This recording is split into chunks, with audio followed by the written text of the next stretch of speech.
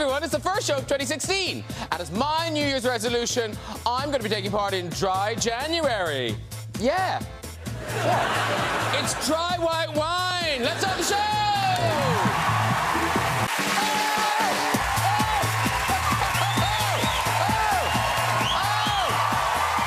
Hello! Good evening. Welcome one. Welcome all. This is it, everyone. This is it. It's 2016. It is 2016. Did everyone have a good break? Yes! Some of you still on it. We've got a great first show of the year for you. Some great guests, including one of the stars of the original Cold Feet, which is coming back later this year. Did you know this? Yeah. Now, I loved Cold Feet, and apparently even the Queen, huge fan of Cold Feet. Of course, you'll remember my guest in that infamous Rose scene. Wonder what happened to that Rose. Oh, Your Majesty, let's get some guests on! Later, we have music from James Bay. But first, the owner of that Kurt Bottom. He's been in some of the biggest British TV dramas of the last 2 decades. Cold Feet, Murphy's Law, and of course, The Missing. Now he's back in Stanley's Lucky Man. Lucky me, it's James Nesbitt. There he is. Hello, sir. Lovely to see you. Have a seat, dude. She's an actress, comedian, singer and writer with a BAFTA, Golden Globe and 7 Emmys to her name. Now, after 30 years, she's returning to the BBC with a brand new sketch show. It's the fabulous Tracey Ullman, everybody! Hey! Hello! It's nice that I feel like I'm welcoming you back in front of the nation. Come in! And he's one of Britain's finest actors. He moved us in The English Patient, made us laugh in the Grand Budapest Hotel, and terrified us as Lord Voldemort in the Harry Potter films. Please welcome, for the first time to the show, the great Ralph Fiennes, everybody! Oh! Hello, sir. How are you? Very well. Come here, greet each other, greet each other.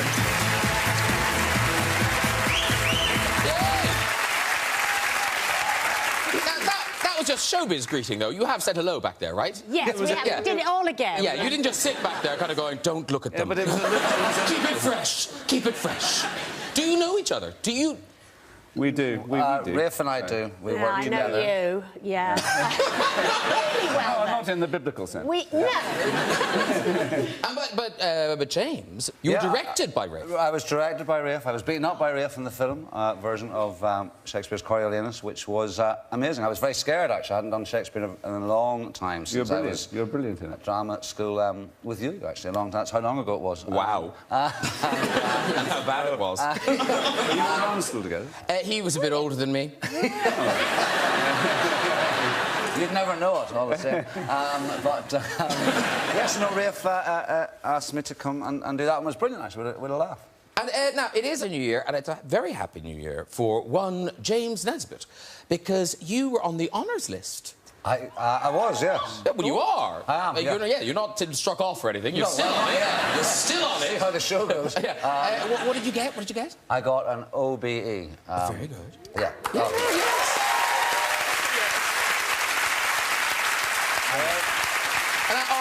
Yes, actually, yes. Cheers to that. Yes, cheers to that. An excuse. Yeah. And, are your mum and dad both still around? well, Mum's not around. No, but Dad was very pleased. Dad said about bloody time, actually. But my friends, I think, were pleased. I mean, one of them, Jason Ferguson, a very good friend of mine, he said, order of the bell end, about time. So, no, it's exciting. It's a day out at the Palace for me and my girls. Do you know who you're getting yet? Oh, no, you get different people, do you? Well, there's a whole family of them. Oh, right. There is, isn't there? There's loads of them. I wasn't aware of that. There's like a pack of cards. When are you going? I think you go to the Palace, do you? I don't know. I mean, I'll probably get Edward. I don't know. No, because... I will now. You're more going, oh. Because, Rafe, you haven't got anything yet. No? No. Well, I feel like you should. You're genuinely posh. Look, he got one. He got one. It's all surface. It's a regional one. I'm not posh yeah. inside. And Tracey Ullman, I have a feeling whatever chances you had... Rule me, I ain't getting you're one. really not getting one now. No chance. No, because in the new show, you do a version of one of them. Yeah. Do you? Do you? Yes, Camilla. Camilla. Yes, there I am. That's true. Isn't that good? Yeah. Isn't that amazing? I had a lovely time being her. I'll present you with your CV. I'll do it now. Look at me. I'll do it. Would you like her to do it? Yeah, I'd love it. Yeah, I love being her. Yeah, because it's quite specific about how she is. What have you done? What is it? When do you do her? Within my show, which comes out next Monday. There's a sketch. We'll talk about it more. Yeah, we'll talk about it in a minute. This is actually your bit, right? Don't shine the light there right now. And genius makeups and things, and I'm various people. Yeah, but she's tough. She's a tough character, your Camilla. Yeah, she vapes a lot, and she's, you know, dealing with horses a lot, and she picks up the phone and it's Charles and says, "Hello, sexy." we like her. It's very affectionate. Very affectionate. I ain't gonna get one of those things at the palace. No, you're really not. No, I know. We always do that. And Tracey Ullman, yes. Is it odd that your very first show in America was the one that spawned The Simpsons? Yes. So did you, like, are you a creator of The Simpsons? I breastfed the yellow people.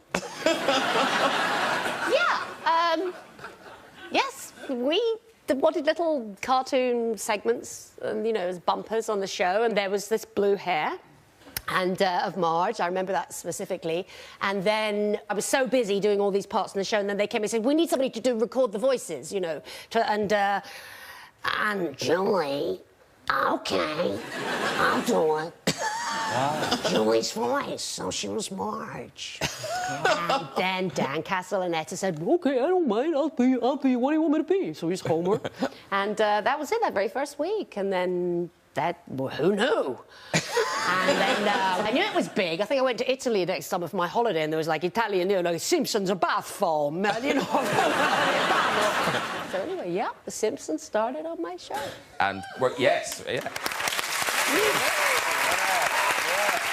Now, Ray Fiennes, how busy are you? So we feel like we just enjoyed you in your last outing as M in Inspector, and you're sticking with that now. You're M forever for a while. Anyway. I've got one more, I think, and then it's up to them whether they want me back. They'll want you. Yeah, I don't know. They will. They'll want you. Because that's kind of your dream job. I mean, you were a Bond geek. I was a Bond geek when I was a teenager. Yeah.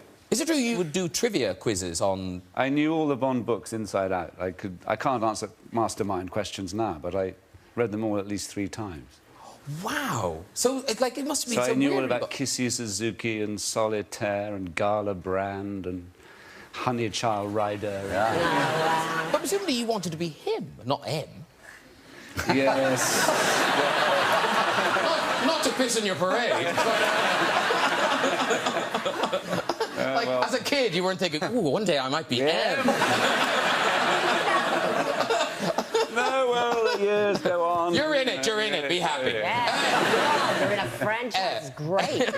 I'm very happy. But here's the thing. You are coming back to the stage, and then it's all about you. In The Master Builder, it's at the Old Vic, just around the corner here. Previews on the 23rd of January, opening on the 3rd of February. Now, a cursory glance at this audience, and you can guess they know their Ibsen pretty well. Ibsen inside out. So, for the couple of them who don't know, what's The Master Builder about? A master builder. I'm glad. Who's going through a midlife crisis. No. And into his life walks a young 23-year-old girl. Ka-ching. Ka-ching.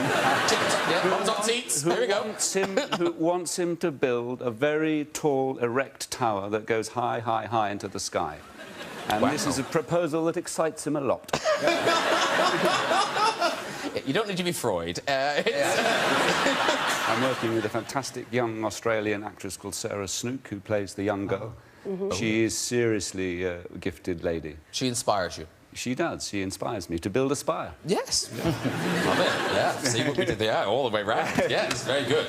And now, as suppose I say a lot of people, me, would imagine that when you get to the level of success you've achieved in films, there will be a temptation to walk away from the sort of heavy lifting of, you know, 7, 8 shows a week and the kind of the long stretch of that. But no, you keep coming back to it. Well, I love it. This is an amazing play, I believe, and I'm working with a great director, Matthew Warchus, who's fantastic. And for me, there's nothing that beats being in front of an audience and feeling a play evolve in front of them. You tell them a story, and every night it's different. And you go on a journey which it's not the same as filming. Because have you been in The Master Builder? Yeah, I played The Master Builder at drama school. How tall was your spire? It drooped a wee bit. I hear that you've never had any complaints. There's the OBE. The bells make up for it. After, I mean, in fact, you should have seen it when we were at drama school, because I was in the year above you, but... I probably did. Yeah. Performance of George Hall. Yes, no, the performance, yeah. George Hall... All the students were talking. George Hall, he was the director of... it was the head of Central. His critique afterwards, he looked at me and said, Jimmy, you missed. So it wasn't a great performance I give, so I hope you'll do better. I'm sure you'll do better. The reviews are in. Ray fine. God. You missed. That is pretty great. But now, was it in a Shakespeare play where you had your costume, your... What do you call that thing? What do they call it? A wardrobe malfunction? I had a major wardrobe malfunction. I was in a Shakespeare play, a comedy called Love's Labour's Lost, and I played a character called Barone, who has an amazing speech about love. Very romantic speech, full of ardour, where it's off the back of a very high comedic, farcical scene where suddenly it stops and he launches into this lyrical passage about how important it is to love women. And I had these very tight moleskin breeches, and as I got into my stride, they split down the middle. But that's an odd place for them to split. Well, can I tell you?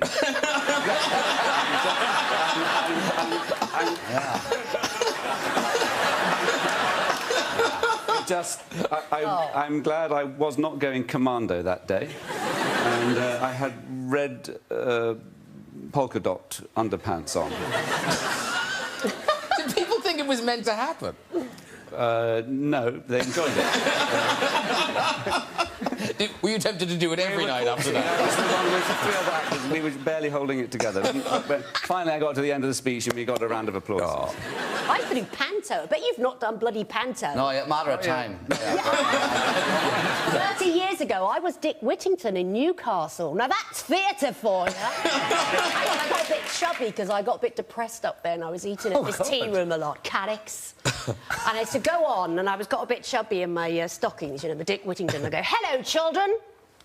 Are you going to be my friend? And I remember a little kid went, no, fuck off, Jumbo.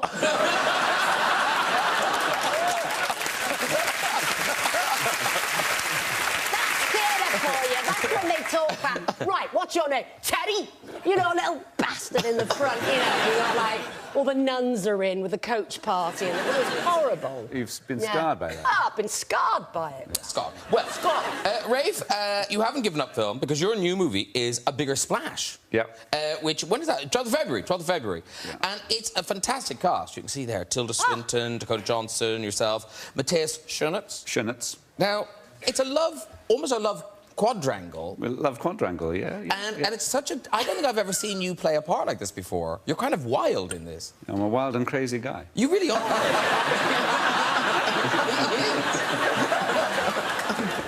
But the idea is that the people who kind of share a romantic history are all thrown together on a Greek island. It's an Italian island called... An Italian island, not a Greek island. Pantelleria. It's an island between Sicily and Tunisia. OK. Yeah. Oh, near Greece. And...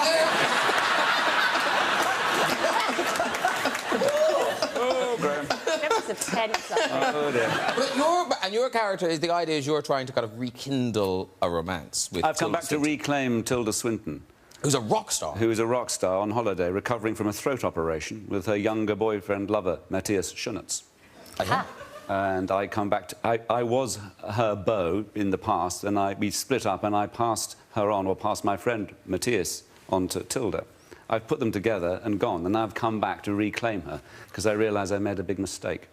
Well, this is the clip from The Biggest Splash, and in fact, it's a night out in the town, just when you're starting to woo Tilda Scousback, who's resting her voice. Yeah.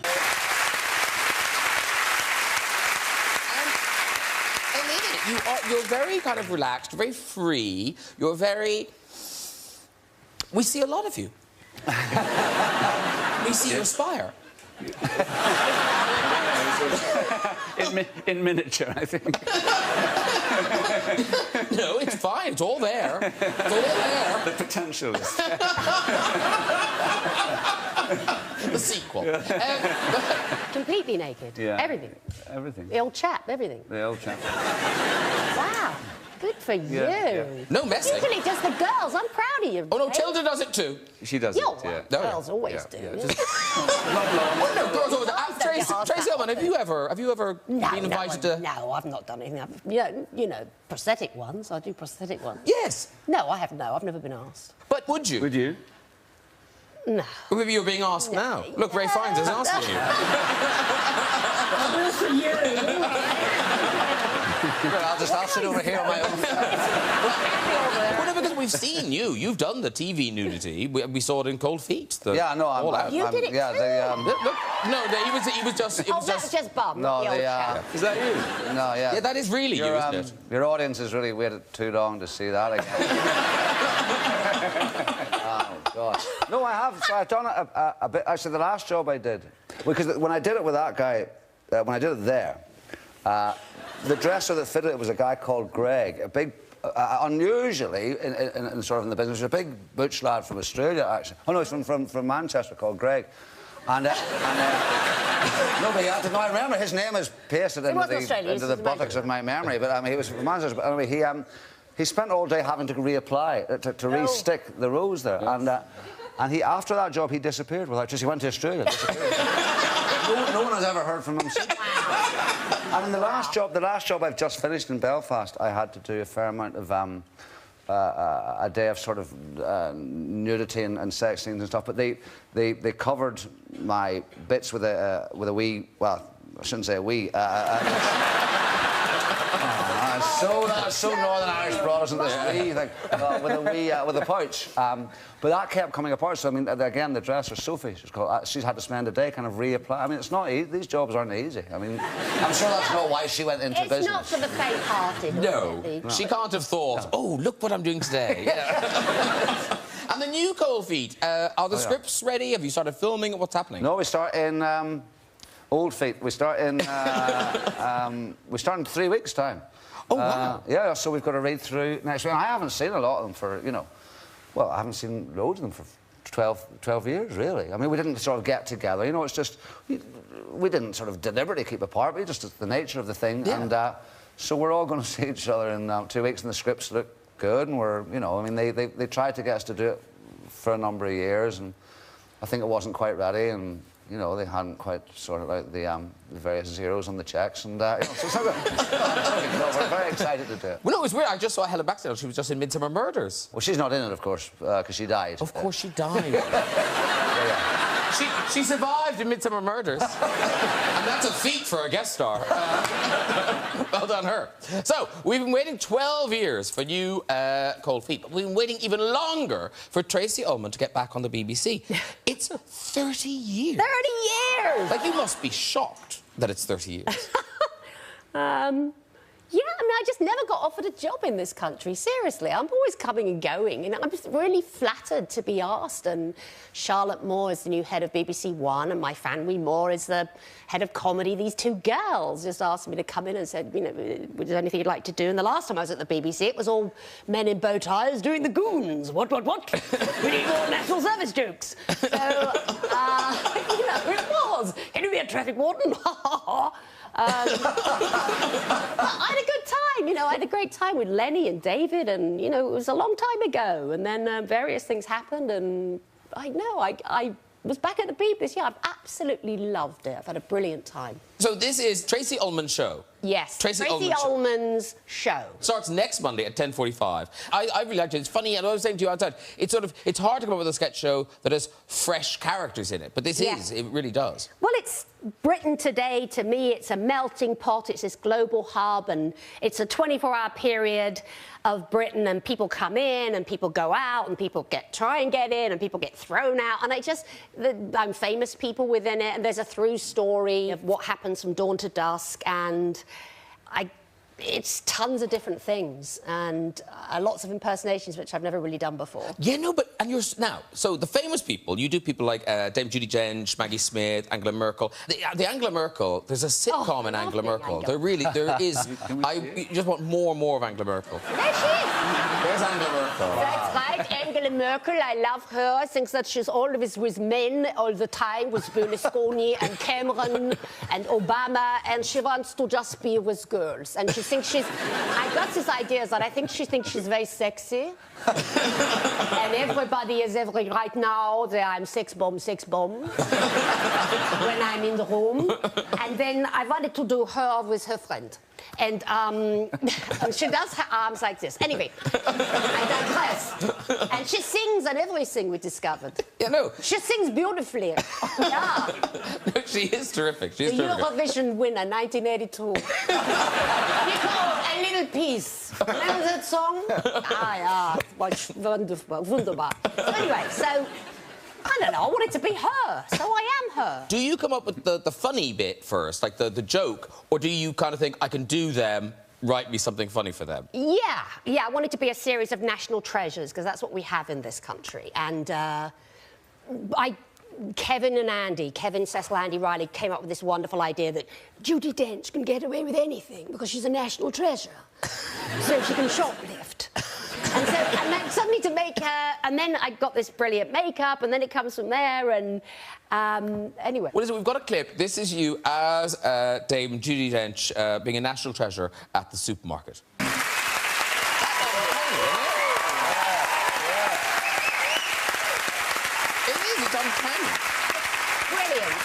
Brilliant makeup. Florist, my genius makeup artist. Yeah, we were filming in Richmond, actually, and people... Big up the Richmond! Somebody from Richmond. Yeah, somebody from... Oh, lovely. Yeah, I might do panto there this year.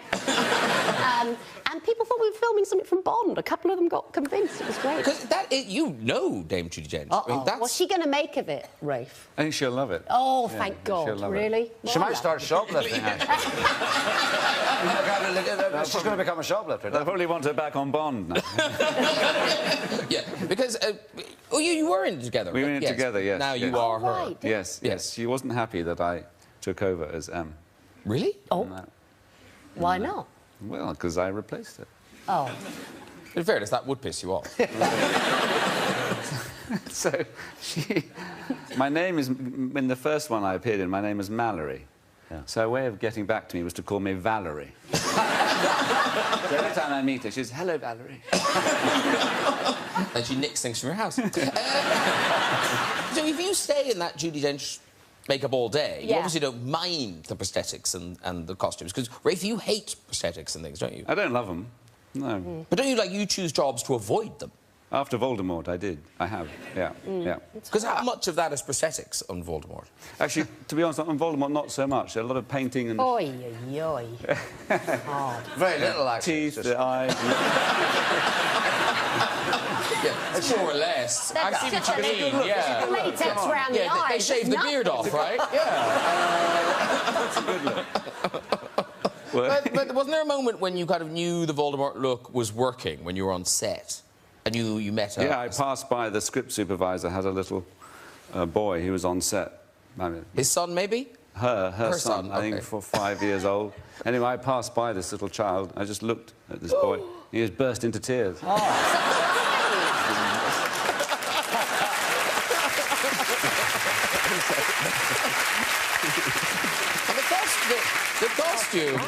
The costume must have helped as well, because it's quite frightening.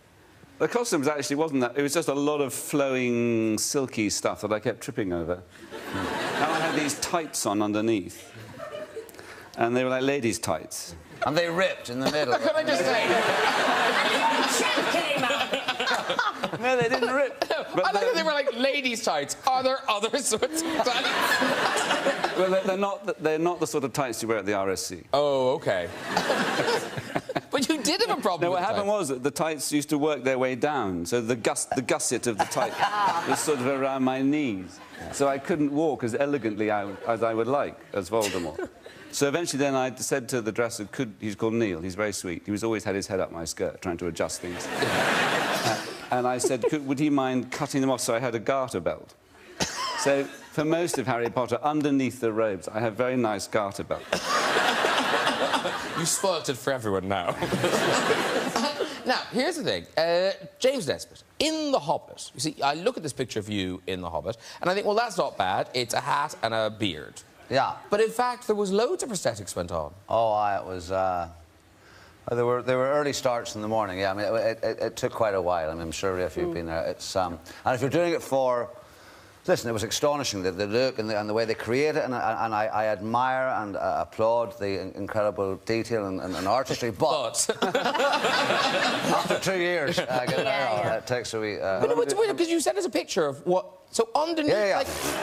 But you can't see that was me just that. before that's me getting up in the morning just before I go in. How long did it take altogether? The whole thing every morning, I suppose about 3.5 hours. You know. Yes. Well, listen, beats working for 11 minutes. I'd like to be in a film. Thank you. Yeah, not easy being me. But is it true that they, in fact, didn't really want you to look like you in The Hobbit? Thank you, yes. No, but there is some truth to that. Wasn't there a dinner? Oh, no. That was because I constantly, and in fact, twice today, every day I get confused with the actor John Hannah. John Hannah, who was in... I don't think I look like him at all. Well, we've got a picture of John Hannah. Where is he? John Hannah? Right. Oh, come on. Yeah. You do look a bit... Actually, I wouldn't mind looking like him there. He looks quite well. You know, the split of each other. But I get it all the time. And right at the beginning of The Hobbit, I went for a dinner, a private dinner with Peter Jackson and his partner, and one of the head of Warner Brothers, who were, you know, behind the movie. And I walked in, he said, I am so excited you're involved in The Hobbit. I loved you so much in Sliding Doors. And I was like, that's not me. I've still never really understood. Did he think they'd cast John Hannah? Yeah, no, John gets... So I sign John's name quite often. He signs mine. And it gets to the point where people come to me and go, oh, I loved you in 4 Weddings and a Funeral. And I say, yes, that Auden poem, it's so beautiful, I love, blah, blah, blah, stop all the clocks, John Hannah. But then quite often I'll do James Nesbitt, and you can see them walking away and going, oh, man. Because who do you get? You get someone. Well, I get mistaken for Liam Neeson. Oh, you do? You do. He does for me. So I've been complimented on my performance in Taken 2. You're a wonderful educating Rita. So much fun. Do you really get Julie Walters? Yeah, everyone thinks I'm Julie Walters. Yeah. Oh, I don't have a picture of Julie Walters. I do look like you. Well, we've got a Liam Neeson. We've got a Liam Neeson, but I don't think you do look particularly like Liam Neeson. Well, not bad. No. Apparently, they've got one thing in common, those two boys. Oh. That's all I'm saying. Oh. Scratch his head. Doesn't understand. But does he get confused for you? Yes, he's been complimented on his English patient. Everything sounds rude. Doctors Liam and Graham. Here's the thing. Because being in The Hobbit, obviously a big franchise like that, did it make you a cool dad for your girls? No, they, I mean, they're much cooler and funnier than me. I mean, the eldest one, from a very early age, she was very funny. She was startlingly quick at being able to speak. You know, she was talking when she was just 2, and she had a sense of humour very early on. And there was one time when I was driving when she was about 2.5, and it was just the two of us in the car, and I was driving, and I broke wind, and but there was this 5-second pause, and from on my daughter's lives, from the back of the car came Another Minging Fart by James Nesbitt. 2.5.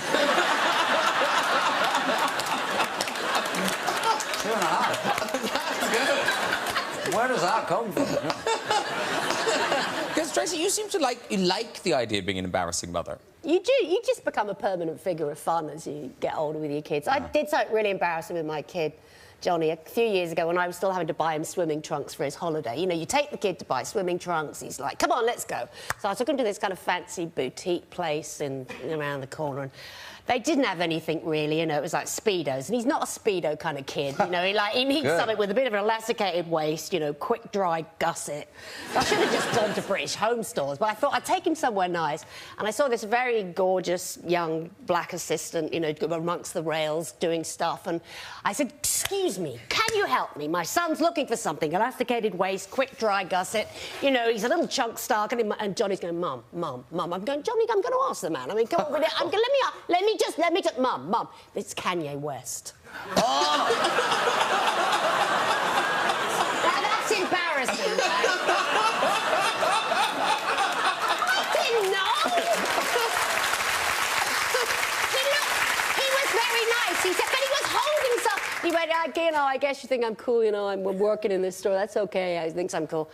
Oh, yeah, poor Johnny. And then I didn't give it up. I saw him getting in the lift, and I was like, excuse me, I'm terribly sorry about that. Then Johnny's like, enough now, enough. Stop being funny. But this was British Home Stores. No. Then I just went to British Home Stores. No, this is It would have been better if it wasn't British Home Stores. What's the matter with me? Just take the kids. Well, James Nesbitt, super cool now, because he's bringing us Sky One's big adaptation of Stan Lee's Lucky Man, which starts on Friday, January the 23rd. Second. And of course, this is Stan Lee. He created all the Marvel characters. Yeah, no, he co-created Spider-Man and Thor and Iron Man and Captain America, I think, all those things, quite a long time ago. But I think this was something he had always thought of. He used to be asked, what would your superpower be? And he liked the idea of controlling luck. So this is a contemporary, sort of quite glossy, fast-moving thriller set in London. In which London plays a big part, actually, and it looks amazing. About a cop who's down on his luck. He's a compulsive gambler. This is who I play. And he meets this mysterious woman who, after spending a night with her at a casino where he's finally won some money, he spends the night with her. He wakes up in the morning with this ancient bracelet upon his wrist, which seems to be able to control luck. But there is a price to pay. So it's very much of that genre. But for you, it must be just fun. Like, it doesn't start me watching it. I just thought, as an actor, you must love doing it. Well, it was just magic. I mean, and particularly in the bag of stuff I had done recently, this was a very different... The notion of luck is something that appeals to all of us, you know. What is it? Does it exist? Can we control it? And there's a thriller element to it. And London, as I say, London just looks amazing. It really does. It looks so slick and beautiful. Yeah, and the Shard is actually... the Shard's got a bigger part than me. The Shard features prominently. The spire. We'll come back to that. Yeah. Oh, yes. But no, quite often I would realise the director was going, and could you just move, just maybe step up, just to your right a little bit, and I'd be like, oh, yeah, I see. Well, listen, this is such an action clip. It's real kind of... It's a proper James Bond speedboat. All right, well, as close as I'll get, but... But you were really doing the speedboat, right? Oh, no, I was doing it. I mean, and in these days of health and safety, it's astonishing that this was allowed to happen, because when you watch this, I'm doing it, and I'm scared, and the boat was more in control of me than I was in control of the boat. It was terrifying. And we're going through the Thames Bar, I think, at 3 in the morning. OK, let's have a look. So, you know, it's funny because when I'm driving the boat there's a man sort of at my knees, and at one point he was going, Jesus, slow down, will you, slow down. Not funny, not funny. All right, it's time for music. Now, this man's... wait for this as a statistic. Yeah. This man's debut album, Chaos and the Calm, was top 10 in 51 countries. Yeah.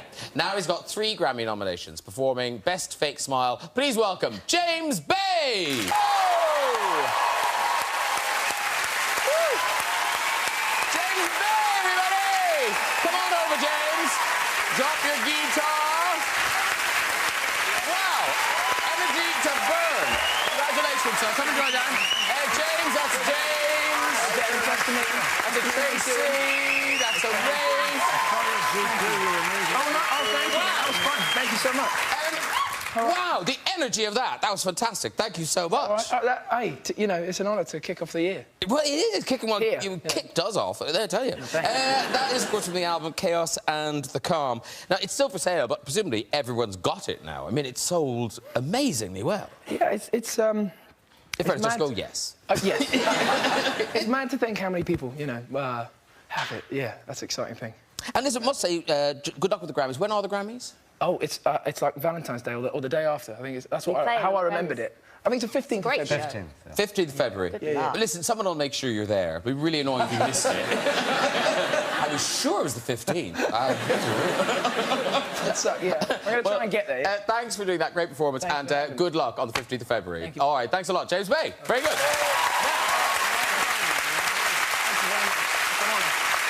Before we go, just time for our first visit of the year to the big red chair. Who's there? Hello. Hello. What's your name? Graham. Is it? Okay. And where are you from, Graham? I'm from Glasgow originally. Okay, lovely. And where do you live now? Well, I'm currently working in London. Okay, what do you do?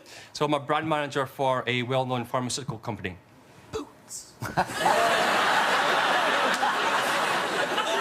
out for sure it's the problem. All right, Graham, off you go with the story. So the first thing that you need to know is that my girlfriend and I were butt naked in bed. Oh. And Good start to any story. Yeah, very good start. Very good start. Yeah. Not exclusive, though. and we were in a train carriage travelling through South Africa. And it was one of those really quite old locomotives, so it was like an old carriage, wooden, and they had a partition door. So during the night, my girlfriend nudges me and says, "Did you hear that?" I'm like, "No, I didn't hear anything." Well, I had to get up and check, obviously.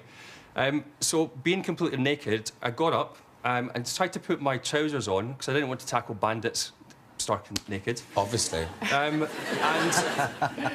all of a sudden, the train started to slow down, and with it being an old coach system, they started to collide together, like domino effect. And that sent me careering through the partition door straight into the next cabin. And I landed straight on top of the woman that was in the other cabin. Now, it's at that moment when her husband woke up and looked at me, and I realised I was sitting on his wife's face. Oh! Good story. Good story. Good story. Even more. Even more. Well done. And if you'd like to join us on the show and have a go in that big red chair, you can. Just contact us via our website at this very address. That is it for tonight. Please say a big thank you to my guest, Mr. James Bay! James Nesbitt! Tracey Ullman! And Ray Fiennes! Join me next week with musician Jack Sabaretti, actress Gemma Arterton, the irrepressible Miriam Margolyes, and Friends star Matthew Perry. I'll see you then. Good night, everybody. Bye!